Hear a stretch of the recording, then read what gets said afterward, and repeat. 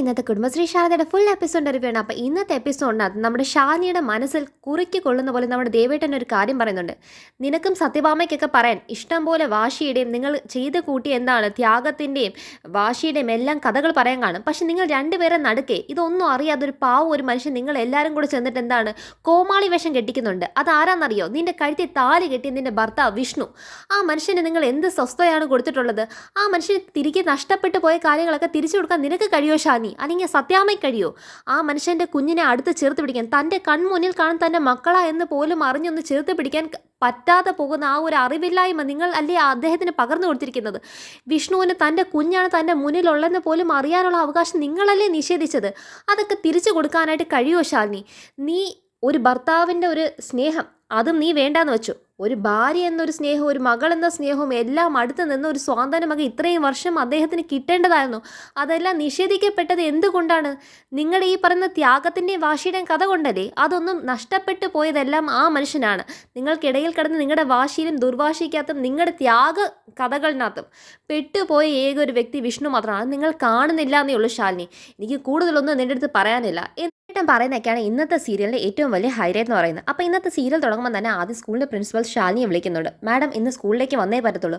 അതെന്താ മാഡം എന്ന് ചോദിക്കുമ്പോഴത്തേക്കും മാഡം സത്യാമ്മയ്ക്ക് മാഡത്തിനെ കണ്ടേ പറ്റത്തുള്ളൂ എന്ന് പറയും. സത്യാമ്മയ്ക്ക് എന്നെ കാണണമെന്നോ? അതെന്തിനാണ് മാഡത്തിന്? ഇതിൽ കൂടി ഞാൻ എന്തിനാണ് വിശദിക്കുന്നത്? മാഡത്തിൻ്റെ കുഞ്ഞിൻ്റെ കൂടെ എന്താണ് അന്ന് ദിവസം കാണാതായൊരു കുട്ടിയില്ലേ പത്മിനിയുടെ എന്താണ് മുത്തശ്ശിയായിട്ട് ഒരു സത്യാമ്മ. അപ്പം സത്യാമ്മയ്ക്ക് മാഡത്തിനെ ഇന്നത്തെ ദിവസം കണ്ടേ പറ്റത്തുള്ളൂ എന്നാണ് പറയുന്നത്.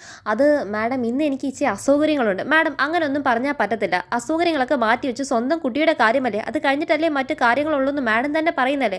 മാഡം ഇന്ന് വന്നേ പറ്റത്തുള്ളൂ. അല്ലെങ്കിൽ അവർ ആ കുട്ടിയുടെ TC മേടിച്ചുകൊണ്ട് പോകുന്നതാണ് പറയുന്നത്. അങ്ങനെയൊക്കെ മേടിച്ചുകൊണ്ട് പോയി കഴിഞ്ഞാൽ സ്കൂളിൽ ഭയങ്കര നാണക്കേടാണ്. പിന്നെ ഇവിടെ ഉള്ള ഇഷ്ടംപോലെ കുട്ടികളും TC മേടിച്ച് പോകും. മാഡത്തിൻ്റെ ഒരു കുട്ടിക്ക് ഒരു അർജൻറ്റ് ബേസിസിനകത്ത് ഞാൻ ഇവിടെ ഒരു അഡ്മിഷൻ തന്നത് അത് എനിക്കൊരു പാരായി മാറല്. പിന്നെ മാനേജ്മെൻറ്റൊക്കെ എന്നെ ആയിരിക്കും ചോദ്യം ചെയ്യുന്നത്. മാഡം അങ്ങനത്തെ ഒരു ഉപദ്രവം എന്നോട് കാണിക്കുകയെന്ന് പറയുമ്പോഴത്തേക്കും ഞാൻ നോക്കട്ടെ മാഡം നോക്കട്ടെ എന്നൊന്നും പറഞ്ഞാൽ പറ്റത്തില്ല. ഇനി 1/2 മണിക്കൂറിനകത്ത് സത്യാമ്മ ഇവിടെ എത്തുന്നതാണ് പറഞ്ഞത്. അപ്പോഴത്തേക്കും മാഡം ഇവിടെ വന്നേ പറ്റത്തുള്ളൂ. എന്തൊക്കെ പറഞ്ഞാലും എന്ന് പറയുമ്പോഴത്തേക്കും എന്താണ് ഉടൻ തന്നെ ഷാലിനി പറയുന്നുണ്ട് ഞാൻ വരാമെന്ന് പറഞ്ഞ് ഷാലിനി അങ്ങ് ഫോൺ വെച്ചിട്ട് ഷാലിനി ആലോചിക്കുവാണ്. അപ്പോൾ നമുക്ക് തോന്നും ഷാലിനി അങ്ങോട്ട് സ്കൂളിലേക്ക് പോകാൻ തന്നെ തോന്നും. കാരണം ഷാലിനിയുടെ എന്താണ് കളക്ടർ എന്ന് എഴുതിയ കാരണം ഷാലിനി സ്കൂളിൻ്റെ മുറ്റത്ത് തന്നെ വന്ന് നിൽക്കുന്നതാണ് നമ്മൾ കാണുന്നത്. അപ്പോഴത്തേക്ക് ഇവിടുത്തെ സ്കൂളിലെ പ്രിൻസിപ്പലും ടീച്ചറും കൂടെ സംസാരിക്കും. മാഡം എന്തായാലും പറഞ്ഞ് ഒപ്പിച്ചല്ലോ, ഇനി അവർ തമ്മിലാവട്ടെ. അല്ലെങ്കിലും അവർക്ക് ഈ എന്താണ് അവർ ഇവിടുത്തെ കളക്ടറാന്നൊന്നും പറയേണ്ടെന്നൊക്കെ എത്ര നാൾ ഇതൊക്കെ ഒളിച്ചു വെക്കാൻ പറ്റും മാഡം? നമുക്ക് ഇതിനൊക്കെയാണോ പണിയിരിക്കുന്നത്? അവർ തമ്മിലാവട്ടെ, കൊമ്പ് ഒരുക്കട്ടെ. ഈ സത്യാമ്മ വിചാരിച്ചു കഴിഞ്ഞാൽ പിന്നെ ഇവിടുത്തെ സ്വസ്ഥത നഷ്ടപ്പെടും എന്നുള്ളതാണ് കാര്യം. അപ്പം പിന്നെ കളക്ടർ സത്യാമ്മയും തമ്മിൽ ആയിക്കഴിഞ്ഞാൽ പിന്നെ നമുക്ക് കാര്യമല്ലല്ലോ. മാഡം എങ്ങനെ വരാമെന്ന് പറഞ്ഞ് ആ കളക്ടർ മാഡം എന്ന് പറയുമ്പോൾ മാഡം വിളിക്കേണ്ട രീതി വിളിച്ചു കഴിഞ്ഞാൽ ഏത് കൊച്ചമ്മമാരായാലും ഇങ്ങോട്ടേക്ക് വരും. അതല്ലാതെ തന്നെ മാഡം ആൾ കൊള്ളാലോ എന്ന് ആ ടീച്ചറും പ്രിൻസിപ്പളും തമ്മിൽ എന്താണ് പരസ്പരം അവർ സംസാരിക്കുവാണ്. പിന്നെ കാണിക്കുന്നത് നമ്മുടെ എന്താണ് വിഷ്ണു കാർ ഡ്രൈവ് ചെയ്ത് പപ്പി മോൾ ഫ്രണ്ട് സീറ്റിൽ നിന്ന് നമ്മുടെ ബാക്കി സത്യാമ്മ ഇരിപ്പുണ്ട് അങ്ങനെ സ്കൂളിലേക്ക് വരുന്നതാണ് കാണിക്കുന്നത്. ഷാലിനി ഇവിടെ നിന്ന് ആലോചിച്ചുകൊണ്ടിരിക്കുകയാണ് എന്ത് ചെയ്യണമെന്ന രീതിക്കകത്ത് ആ കാറിനകത്ത് ഇരുന്ന് ആലോചിക്കുന്നതാണ് കാണിക്കുന്നത്. അപ്പോൾ പിന്നെ കാണിക്കുന്ന സ്കൂൾ മുറ്റത്ത് നമ്മുടെ സത്യമോൾ എന്താണ് ഭയങ്കര വിഷമിച്ച് ഇന്ന് വരെ നമ്മൾ സത്യമോൾ ഇത്ര വിഷമിച്ച് കണ്ടില്ല. അത്ര വിഷമത്തോടു കൂടി എന്താണ് എന്തൊക്കെയോ നഷ്ടപ്പെട്ടു പോയ പോലെ എന്താണ് അവിടെ സ്കൂളിൻ്റെ വരാന്ത ഇരിക്കുന്നു. പപ്പി മോൾ എന്താണ് കാറി വന്നുകൊണ്ടിരിക്കുകയാണ്. സത്യയ്ക്ക് വേണ്ടി വെയിറ്റ് ചെയ്യുന്നു. എന്താണ് പപ്പിക്കും സത്യയ്ക്കും തമ്മിൽ എന്താണ് ഇനി സ്കൂളിൽ ഒരുമിച്ച് കാണാൻ പറ്റുമോ, ഇനി തൊട്ട് പപ്പി മോളെ സ്കൂളിൽ വിടുമെന്നുള്ള ടെൻഷനൊക്കെ സത്യമോക്കും ഉണ്ട്. അതുപോലെ പപ്പി മോൾ എന്താണ് സത്യം എത്തിക്കാണെന്നുള്ള ടെൻഷനകത്ത് തന്നെ പപ്പി മോൾ മനസ്സിനകത്ത് ചിന്തിക്കുന്നുണ്ട്. അങ്ങനെ അവരെന്താണ് നേരെ കൊണ്ടുവന്ന് വിഷ്ണു സ്കൂൾ മുറ്റത്തേക്ക് ഇറങ്ങി കഴിഞ്ഞാൽ അങ്ങനെ പത്മിനീനെ ഇറക്കുന്നതും സത്യാമ്മ പുറത്തിറങ്ങുന്നതും കാണാൻ നേരെ സത്യ അവിടെ ഇരിക്കുന്നതാണ്. ഉടനെ തന്നെ സത്യ കണ്ടെന്നും പപ്പി ആണെങ്കിൽ സത്യേ എന്ന് വിളിച്ച് ഡേ അവിടെ നിൽക്കടി നിൻ്റെ അടുത്തല്ലേ പറഞ്ഞു അവിടെ ഒരു സത്യ എന്ന് പറയുമ്പോഴത്തേക്കും വിഷ്ണു അമ്മേ കുഞ്ഞുങ്ങളല്ലേ കൊച്ചുങ്ങളായതുകൊണ്ടാണ് ഇതിങ്ങനെ സംസാരിക്കുന്നത്, അല്ലാതെ ഇങ്ങനെ കുഴിച്ച് മൂടിയേനായിരുന്നു. അമ്മ ഇത് എന്തൊക്കെയാണ് അമ്മ പറയുന്നത് എന്ന് വിഷ്ണു ചോദിക്കുമ്പോഴത്തേക്കും എന്താണ് ഡേ ഇങ്ങോട്ടേക്കൊന്ന് വന്നേ എന്ന് പറയുമ്പോഴത്തേക്ക് എന്താണ് നമ്മുടെ സത്യമോൾ അങ്ങോട്ടേക്ക് ചെല്ലുന്നുണ്ട്. നിന്നോട് ഞാൻ ഒരു കാര്യം പറഞ്ഞേക്കാം, മേലിൽ നിൻ്റെ നിഴൽ പോലെ എൻ്റെ കൊച്ചിൻ്റെ മേളിൽ വീണ് പോലെ ഇനി എൻ്റെ കൊച്ചിൻ്റെ കൂടെ കൂട്ടുകൂടാനോ വഴി തെറ്റിക്കാനോ സംസാരിക്കാനോ എങ്ങനെ നിന്നെ കണ്ടു കഴിഞ്ഞാൽ നിന്നെ ഞാൻ ഇവിടെ വെച്ച് ശരിയാക്കി കളയും. ഞാൻ പറഞ്ഞില്ല എന്ന് വേണ്ട. അതൊന്നും കേട്ടിട്ട് സത്യം ഒന്നും മിണ്ടുന്നില്ല. സത്യം ഇങ്ങനെ നോക്കിക്കൊണ്ടിരിക്കുമ്പോഴത്തേക്കും സത്യം പറയുന്നുണ്ട് ഞാൻ പറഞ്ഞ കേട്ടില്ലേടി? കേട്ടെങ്കിൽ കേട്ടെന്ന് പറയുന്ന സത്യാമ്മ. അപ്പം കേട്ടെങ്കിൽ കേട്ടെന്ന് അപ്പം തന്നെ പറയാം, അല്ലാതെ ചുമ്മാ അങ്ങനെ മിഴിച്ച് നോക്കിക്കൊണ്ട് നിന്നാൽ പോരാ എന്നൊക്കെ സത്യം പറയുമ്പോഴത്തേക്കും കുഞ്ഞ് എന്താണ് വിഷമിക്കുന്നുണ്ട്. അതുപോലെ തന്നെ ഇത് കേട്ടിട്ട് എന്താണ് സത്യ വഴക്കുറന്ന് നമ്മുടെ പപ്പിമോക്ക് ഭയങ്കര വിഷമാവുന്നുണ്ട്. ഇനി മേല രണ്ടെണ്ണം തമ്മിൽ പരസ്പരം കൂട്ടുകൂടിയാന്ന് പറയുമ്പോഴത്തേക്കും അത് ഈ സംസാരിച്ചുകൊണ്ടിരിക്കുമ്പോഴത്തേക്കും തന്നെ നമ്മുടെ സ്കൂളിൻ്റെ ടീച്ചർ വരുന്നുണ്ട്. അതായത് ഇവരുടെ രണ്ടുപേരെയും ക്ലാസ് ടീച്ചർ വരുന്നുണ്ട്. ക്ലാസ് ടീച്ചർ ചോദിക്കുന്നു, നമസ്കാരം സത്യാമേ, നിങ്ങളെ നമസ്കാരം കേൾക്കാൻ വേണ്ടി ഒന്നുമല്ല ഞാൻ വന്നത്. ഞാൻ പറഞ്ഞ കാര്യം അറിയാലോ, ഈ കുട്ടിയുടെ പാരൻസ് വന്നിട്ടുണ്ടോ? മാഡത്തിന് വേണ്ടിയിട്ട് പ്രിൻസിപ്പൾ അവിടെ വരാതെ വെയിറ്റ് ചെയ്യുന്നുണ്ട്, സത്യാമ്മ അങ്ങോട്ടേക്ക് വന്നാട്ടെ എന്ന് പറയുമ്പോഴത്തേക്ക് മാഡത്തിൻ്റെ ഒരു പ്രത്യേക ശ്രദ്ധയ്ക്ക് ഞാൻ പറയാം, അത് ടീച്ചറിനോട് പറയുവാണ്. അതായത് ഇവർ രണ്ടുപേരും തമ്മിൽ ഇനി കാണുകയോ മിണ്ടുകയോ സംസാരിക്കുകയോ ശരി, ഈ സ്കൂൾ പരിസരത്തും സ്കൂൾ കോമ്പൗണ്ടിനകത്തും വെച്ച് ഇവർക്ക് തമ്മിൽ ഒരു രീതിയിൽ ഒരു സംസാരം നോട്ടോ ഭാവോ ഒന്നും കാണാൻ പാടില്ല. അത് നിങ്ങളുടെ ഉത്തരവാദിത്തമായി, പ്രത്യേകിച്ച് മാഡത്തിന് മാത്രമല്ല, ഇത് സ്കൂളിൻ്റെ തന്നെ ഉത്തരവാദിത്തം ആയിരിക്കണം. അല്ലെങ്കിൽ അറിയാലോ സത്യാമ്മയെക്കുറിച്ച്. പിന്നെ ഈ സ്കൂൾ ഇവിടെ നിന്ന് പൊറുക്കുമെന്നൊന്നും ആരും വിചാരിക്കേണ്ട. സത്യാമ്മ പറഞ്ഞ വാക്ക്. പിന്നെ മാഡത്തിന് ജീവിച്ച് പോകേണ്ടതാണ്, മാഡത്തിൻ്റെ കുടുംബം കഴിഞ്ഞ് പോകേണ്ടതാണ്, അത് മാഡം ആലോചിച്ചോണമെന്ന് പറയുന്നുണ്ട്. അപ്പോഴത്തേക്കും മാഡത്തിന് തന്നെ ഭയങ്കര പേടിയാകുന്നുണ്ട്. കാരണം ഇവർ രണ്ടുപേരും തമ്മിൽ മിണ്ടിക്കഴിഞ്ഞാൽ ഈ ടീച്ചറിൻ്റെ കുടുംബത്തിനെ പോലും സത്യാമ്മ ഇല്ലാതാക്കി കളയുന്നുള്ള രീതിക്കകത്തുള്ള സംസാരം ആകുമ്പോഴത്തേക്കും ടീച്ചറൊക്കെ പേടിച്ചിട്ട് സത്യാമ്മയും കൊണ്ട് അങ്ങോട്ടേക്ക് മുന്നോട്ടേക്ക് പോകാൻ പറയുന്നുണ്ട്. എന്നിട്ട് ഈ രണ്ട് മക്കൾ രണ്ടുപേരും വന്നിട്ട് രണ്ടുപേരും ഓരോ കൈ പിടിച്ചുകൊണ്ട് നേരെ ക്ലാസ് റൂമിലേക്ക് കൊണ്ടുപോകുവാണ്. അപ്പോഴത്തേക്ക് ശാലിനിയുടെ കാർ അവിടെ ഉണ്ട്. പ്രിൻസിപ്പലിൻ്റെ റൂമിനകത്ത് ഓൾറെഡി തന്നെ ദേവനാണ് വന്നിരിക്കുന്നത്. ശാലിനിയുടെ കാർ അവിടെ കാണിക്കാൻ നമ്മൾ ശാലിനി ആയിരിക്കും ചിലപ്പം പ്രിൻസിപ്പലിൻ്റെ റൂമിനകത്ത് ഇരിക്കുന്നത്, പക്ഷേ പ്രിൻസിപ്പലിൻ്റെ റൂമിൽ ഇരിക്കുന്നത് ദേവനാണ് ഇരിക്കുന്നത്. ഉടനെ സത്യാമ്മ കയറി ചെല്ലുന്നത് നോക്കുമ്പോഴത്തേക്കും മാഡം, ഞാൻ വന്ന കാര്യം അറിയാലോ എന്ന് പറയുമ്പോഴത്തേക്കും ടി സി എടുത്താട്ടെ എന്ന് പറയുമ്പോഴത്തേക്കും അതൊന്നും സംസാരിക്കാനല്ലോ മാഡം, നമ്മൾ പറഞ്ഞിട്ട് സത്യാമ്മ എന്തായാലും അവരോട് സംസാരിച്ച് തീർപ്പാക്കാന്ന് പറയുമ്പോഴത്തേക്കും എന്നാൽ ശരി എന്ന് നോക്കുമ്പോഴത്തേക്കും ദേവനാണ് ഇരിക്കുന്നത്. അപ്പോൾ ദേവനെ കാണുമ്പോഴത്തേക്കും വിഷ്ണു ആലിക്കുന്നുണ്ട്. അന്ന് പപ്പിമോളെ നഷ്ടപ്പെട്ട ദിവസത്തിലകത്ത് തമ്മി തോളോട് തോൾ ഇടിച്ചതും ഫോൺ താഴെ വിടതും എടുത്തു കൊടുത്തൊക്കെ വിഷ്ണുവിൻ്റെ മുഖത്ത് നോക്കുമ്പോൾ ദേവൻ എന്തൊക്കെയൊക്കെ ഒരു ഗിൽട്ട് ഫീൽ തോന്നുന്നുണ്ട്. അതായത് ആ കണ്ണുകളിലേക്ക് നോക്കി തികയ്ക്കാൻ ദേവനെ കൊണ്ട് പറ്റുന്നില്ല എന്നുള്ളതാണ് സത്യാവസ്ഥ. കാരണം എല്ലാ സത്യവും മൂടി മറിച്ച് ഹൃദയത്തിനകത്ത് ഒളിച്ചു വയ്ക്കുമ്പം എങ്ങനെയാണ് വിഷ്ണുവിൻ്റെ മുഖത്തേക്ക് താൻ അച്ഛനെന്നറിയാം, സ്വന്തം അച്ഛൻ്റെ മുന്നിൽ തന്നെ താൻ അച്ഛനായി വേഷം കെട്ടേണ്ടി വരുമല്ലേ, അത് കഴിയാൻ പറ്റാത്തതിൻ്റെ ആ ഒരു അവസ്ഥയും നമ്മുടെ ദേവൻ്റെ മുഖത്ത് കാണാൻ പറ്റുന്നുണ്ട്. ഉടനെ സത്യം പറയുന്നുണ്ട്, ഈ കുട്ടിയുടെ അമ്മേനാണ് പ്രതീക്ഷിച്ചത് മാഡം, ഇതും സത്യയുടെ പാരൻ്റാണ്. സത്യയുടെ പാരൻ്റ് എന്ന് പറയുമ്പോഴത്തേക്കും അച്ഛനല്ലേ, ഞാൻ പ്രതീക്ഷ അമ്മയാണ്. അച്ഛൻ എന്ന് പറയുമ്പോഴത്തേക്കും അച്ഛനല്ലേ ചോദിക്കുമ്പോഴത്തേക്കും ദേവൻ എന്ന് മാത്രം മൂളുന്നതേ ഉള്ളൂ, അല്ലാതെ അച്ഛനാണെന്നതും ഇന്നും പറഞ്ഞിട്ടില്ല. അപ്പോഴത്തേക്ക് മാഡം സംസാരിക്കുന്ന പറയുമ്പോഴത്തേക്ക് നിങ്ങളുടെ മോളെ അമ്മയാണ് ഞാൻ കാണുന്നത്, അവരെന്താ വരാച്ചത് എന്ന് പറയുമ്പോൾ അവൾക്ക് ഇന്ന് ഇച്ചിരി പണി തിരക്കുണ്ട്. കൊള്ളാം, പണി തിരക്ക്, സ്വന്തം മോടെ കാര്യത്തിന് പോലും വരാൻ സമയമില്ലാത്തതൊന്നും ഇത്ര പണി തിരക്ക്, പിന്നെ എങ്ങനെ ഈ കുട്ടികൾ നന്നാവുമെന്നാണ്?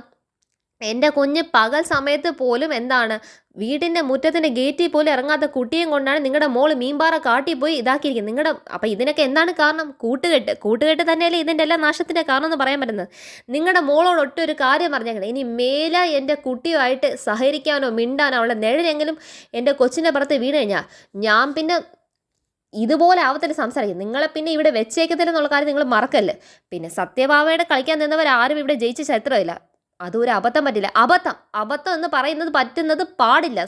അതും പ്രത്യേകിച്ച് സത്യാമ്മയുടെ കുടുംബം നഷ്ടം എന്ന രീതിയിലൊരു അബദ്ധങ്ങൾ സത്യാമ്മ സഹിക്കത്തില്ല, അത് വെച്ച് പൊറുക്കത്തില്ല.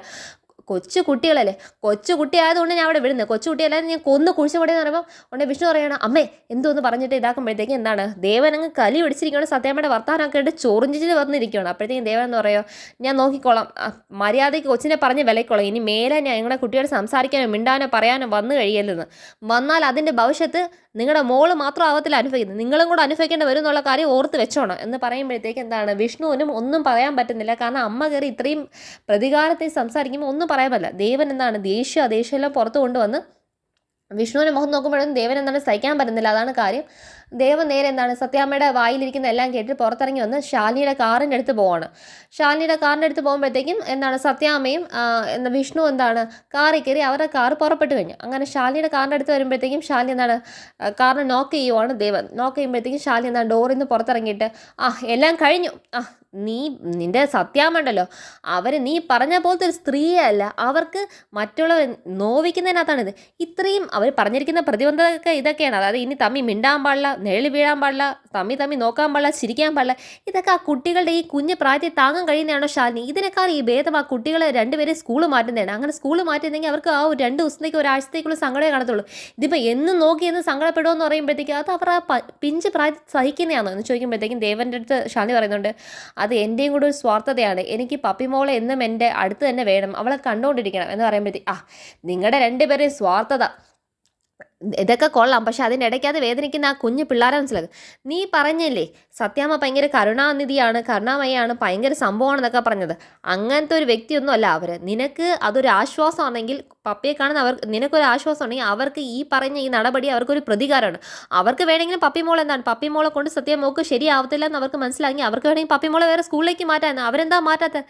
അവർ ഈ മാറ്റാത്തതിൻ്റെ കാരണം തന്നെയാണ് നീയും വിഷ്ണുവും തമ്മിൽ ഇന്നും പിണങ്ങിയിരിക്കുന്നതിൻ്റെ കാരണം എന്ന് പറയും. നിങ്ങൾ അനുഭവിക്കുന്ന ഈ വീർപ്പുമുട്ടലിൻ്റെ കാരണം അവർ ഇതേ മനസ്സിൽ എന്താണ് ആ ഒരു എന്താണ് മറ്റുള്ളവരെ കുത്തി നോവിച്ച് അതിൽ കിട്ടുന്ന സന്തോഷത്തിൻ്റെ ആ ഒരു ഹരം, അതിന് ഇരയായാണ് നിങ്ങൾ രണ്ടുപേരുടെ ജീവിതം നിങ്ങൾ ഈ തൊലച്ച് കളഞ്ഞിരിക്കുന്ന ശാലിനി എന്ന് പറയുമ്പോഴത്തേക്കും, ദേവേട്ടാ അങ്ങനെയൊന്നും പറയല്ലേ എന്ന് പറയുമ്പോഴത്തേക്കും ഞാൻ പറയും ശാലിനി, ഞാനാണ് അവരുടെ വായിരിക്കുന്നതെല്ലാം കേട്ടതോളം എനിക്ക് മനസ്സിലായി നീ പറഞ്ഞ പോലത്തെ ഒരു പിക്ചറേ അല്ല സ്ത്രീക്ക് എന്ന് മനസ്സിലായി.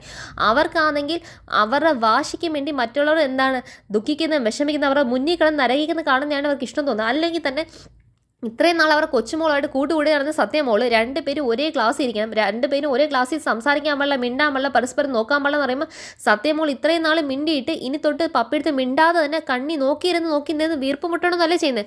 അത് തന്നെയല്ലേ ശാലിനി നിൻ്റെ വിഷ്ണുവിൻ്റെ കാര്യത്തിൽ അവർ എടുത്തിരിക്കുന്ന തീരുമാനം. അവർക്ക് അപ്പം ചില വ്യക്തികളുണ്ട് ശാലിനി, അതായത് മറ്റുള്ളവർ നോവിച്ചും വിഷമിപ്പിച്ചും കിട്ടുന്നതിൻ്റെ ഹരത്തിന് അത് സന്തോഷിക്കുന്ന ആൾക്കാരുണ്ട്. അതുപോലത്തെ ഒരു സ്ത്രീയാണ് സത്യാമ്മ. അങ്ങനത്തെ ഒരു സ്ത്രീയൊന്നും അല്ല ദേവേട്ട. എൻ്റെ അടുത്ത് എൻ്റെ അമ്മായിമ്മയ്ക്ക് ഭയങ്കര സ്നേഹവും കാര്യങ്ങളും കരുതലൊക്കെ തന്നെയാണ്. ശാലിനി വാട്ട് നോൺസെൻസ്, എന്ത് നോൺസെൻസ് ആയി പറയുന്നത്? അതായത് പണ്ടത്തെ എന്താണ് പ്രമാണികളുടെ എന്താണ് ചരിത്രം വിളമ്പുന്ന രീതിക്ക് നീ ഇത് പറയാൻ നിൽക്കില്ല ശാലിനി. ഞാൻ അവരെ കണ്ട് മനസ്സിലാക്കിയതാണ്. പിന്നെ നിങ്ങൾ രണ്ടുപേരെയും വാശിക്കും ദുർവാശിയുടെ ഇടയിലും നിൻ്റെ വാശി അവിടെ നിങ്ങൾക്ക് രണ്ടുപേർക്കും ത്യാഗത്തിൻ്റെ ഒക്കെ കുറേ കഥ പറയാൻ കാണും. പക്ഷെ അതിൻ്റെയൊക്കെ നടുക്ക് കിടന്ന് ഒരു വിഷമിക്കുന്ന ഒരു മനുഷ്യനുണ്ട്, ഒന്നും അറിയാതെ വിഡ്ഢിവേഷം കെട്ടിപ്പിക്കുന്ന ഒരാളുണ്ട് നിങ്ങൾ. അതാരാന്നുള്ളത് നിൻ്റെ കഴുത്തിൽ താലി കെട്ടിയ ആൾ വിഷ്ണു. ആ വിഷ്ണു എന്ത് തെറ്റാണ് ചെയ്തത്?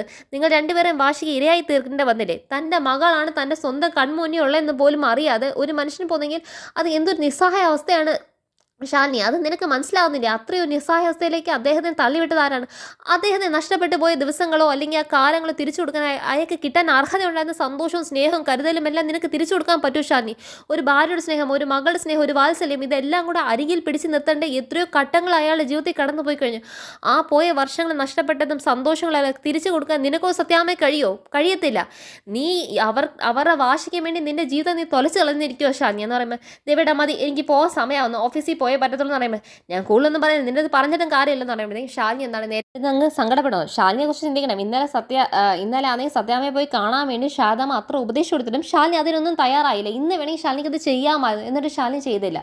പിന്നെ കളിക്കുന്ന ക്ലാസ് റൂമിനകത്ത് നമ്മുടെ കുട്ടികളാണ് പരസ്പരം എന്താണ് ടീച്ചർ പഠിപ്പിക്കുന്നെങ്കിലും ഫ്രണ്ട് ബെഞ്ചിൽ നമ്മുടെ പപ്പിമോളുണ്ട്, ഏറ്റവും ബാക്ക് ബെഞ്ചിൽ ഒറ്റയ്ക്കിരിക്കുകയാണ് നമ്മുടെ സത്യമോൾ. അപ്പോൾ സത്യമോളെ തിരിഞ്ഞ് നോക്കുന്നതാണ് നമ്മുടെ പപ്പിമോൾ. അങ്ങനെ പരസ്പരം അവരുടെ കണ്ണുകൾ നോക്കി സങ്കടപ്പെടുവാണ്. ആ കുരുന്നുകളുടെ കണ്ണുകളുടെ സങ്കടം ഭയങ്കര കാണാൻ പറ്റും. ടീച്ചർ എന്താണ് ആദ്യം തന്നെ പത്മിനി ഫ്രണ്ടിൽ നോക്കിയിരിക്കുമെന്ന് പറയുന്നുണ്ട്. അങ്ങനെ വഴക്ക് പറയുമ്പോഴത്തേക്ക് രണ്ടുപേരും വീണ്ടും ഫ്രണ്ടിൽ നോക്കിയിരിക്കുന്നുണ്ട്. പിന്നെ വീണ്ടും എന്താണ് ടീച്ചറിൻ്റെ കണ്ണ് അങ്ങോട്ട് ഈ ബോർഡിലേക്ക് പോകുമ്പോൾ അവർ വീണ്ടും നോക്കുവാണ്. അങ്ങനെ ടീച്ചർ മഴയെക്കുറിച്ച് പഠിപ്പിക്കുകയാണ്. അങ്ങനെ മഴയെക്കുറിച്ച് പഠിപ്പിച്ചിട്ട് ഇവർ രണ്ടുപേരും നോക്കിയിരിക്കുന്ന കണ്ടപ്പോഴത്തേക്കും ടീച്ചറിൻ്റെ ദേഷ്യം വന്ന് ടീച്ചർ ചോദിക്കുക, പത്മിനി സത്യവാ സ്റ്റാൻഡപ്പ് എന്ന് ചോദ്യം ചോദിക്കുവാണ്. മഴ എവിടേക്കാണ് പെയ്തത്? ഉടനെ നമ്മുടെ എന്താണ് സത്യം പറഞ്ഞാൽ എനിക്ക് അറിയത്തില്ല എന്ന് പറയുമ്പോഴത്തേക്കും നമ്മുടെ പപ്പിയോട് പറയുന്നത് മഴ പെയ്തില്ലല്ലോ ടീച്ചർ എന്ന് പറയുമ്പോഴത്തേക്ക് ക്ലാസ് എല്ലാം ചിരിക്കും. ഉടനെ ടീച്ചർ ചൂലെടുത്തിട്ട് പറയുവാണ്, ഇനി ഏത് മജിസ്ട്രേറ്റിൻ്റെ മക്കളാണെങ്കിലും ഇത് അടിക്കാനുള്ള അവകാശമൊക്കെ ഞാൻ മേടിച്ചെടുത്തിട്ടുണ്ട്. ക്ലാസ്സിൽ വന്ന് ഉഴപ്പാനാണ് തീരുമാനമെങ്കിൽ രണ്ടുപേരെ എന്താണ് ഇതുകൊണ്ട് ഞാൻ അടിക്കും എന്ന് പറയുമ്പോഴത്തേക്ക് എന്താണ് ബെല്ലടിക്കുവാണ്. ആ ബെല്ലടിക്കുമ്പോഴത്തേക്ക് ഇനി ലഞ്ചായി, എല്ലാവരും പോയി ലഞ്ച് കഴിച്ചിട്ട് വാ. ലഞ്ചിന് വേണ്ടി ലഞ്ചിൻ്റെ ബോക്സും വാട്ടർ ബോട്ടിലും ഒക്കെ കൊണ്ട് എന്താണ് സ്കൂളിൻ്റെ വരാന്തയിൽ പോയിരിക്കുന്ന രണ്ട് രീതിയിൽ എന്താണ് രണ്ടുപേരും അടുത്തടുത്താണ് ഇരിക്കുന്നത്. പക്ഷേ രണ്ടുപേരും അങ്ങനെ മുഖത്തോട് മുഖം സങ്കടത്തിൽ നോക്കിക്കൊണ്ടിരിക്കുന്നതാണ്. ഇന്ന് സീരിയൽ അങ്ങനെയാണ് എൻ്റെ ചെയ്തിരിക്കുന്നത്. അപ്പോൾ ഇതാണ് ഇന്നത്തെ സീരിയലിൻ്റെ അപ്ഡേറ്റ്. എല്ലാവർക്കും സീരിയൽ റിവ്യൂ ഇഷ്ടപ്പെടുന്ന വിചാരിക്കുമോ? എല്ലാം ലൈക്ക് ചെയ്യുമോ, ഷെയർ ചെയ്യുമോ, കമൻറ്റ് ചെയ്യുമോ, സബ്സ്ക്രൈബ് ചെയ്യുമോ. താങ്ക്